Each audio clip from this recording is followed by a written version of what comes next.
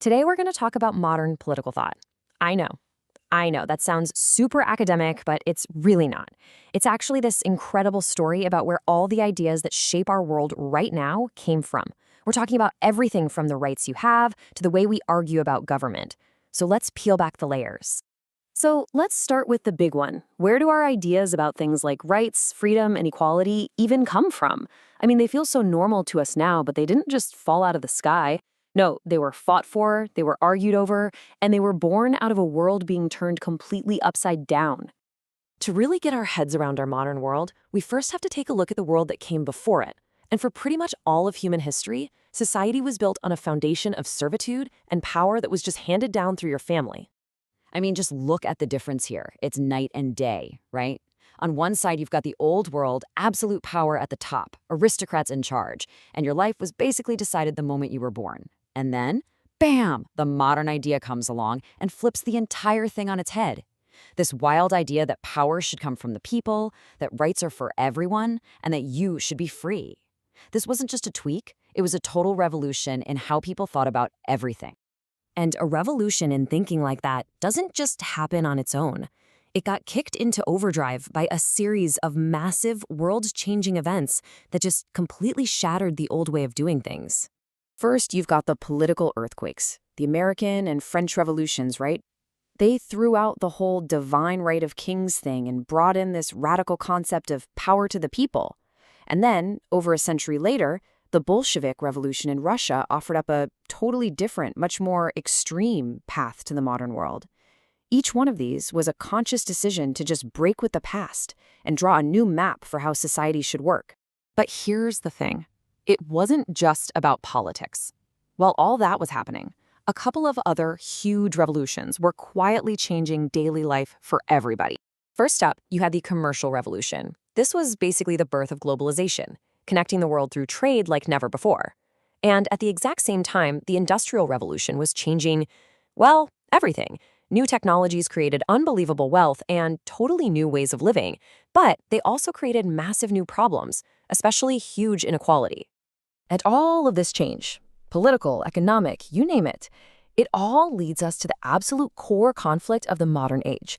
It created this one fundamental disagreement, an argument that, believe it or not, we are still having right now. Let's call it the Great Debate. It's really a fight over what the word liberty even means. In this brand new modern world with all its incredible riches, but also its deep poverty, what did it actually mean to be free? So here's the clash. On one side, you've got this idea of liberty that's all about property. It's the heart of liberal capitalism. Freedom to trade, freedom to compete, the idea that everyone gets an equal chance.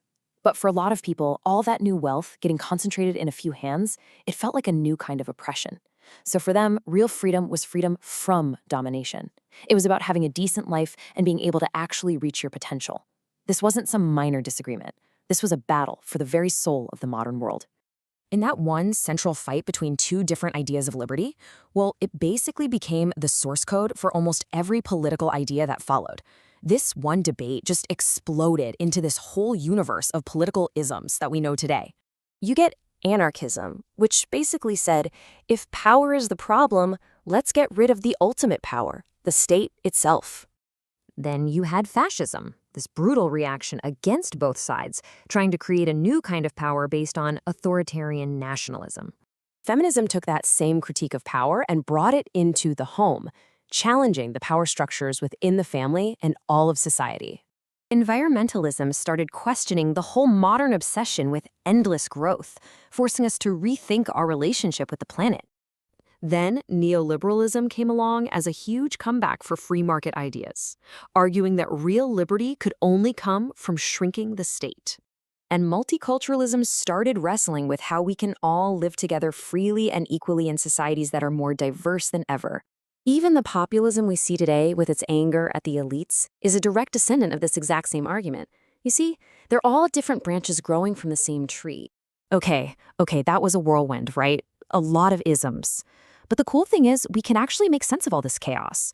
You can group them into these core categories. At the end of the day, they're all just trying to answer the same big questions about power, about money, about identity, and about our place in the world. And here's the real kicker. This isn't just a history lesson. That 250-year-old argument is completely alive and well, and it is shaping every single political fight we are having today. Just check this out. The original modern fight was against kings and landlords and priests, the old centers of power. While today, that fight is still going, but the opponents just look different. Now the argument is about the power of CEOs, of global finance, of the modern state itself. The costumes have changed, but the struggle against concentrated power is exactly the same. And this quote from our source material just nails it perfectly. The entire story of the last 250 years, no matter which political side you're on, has been about one thing: a revolt against unearned privilege and a struggle for more freedom and a society where merit is what counts. So that leaves us with one last, really important question to think about. If the defining story of our time is this constant revolt against privilege, well, who holds the privilege now? And what does that mean for the next chapter in this crazy unfolding argument?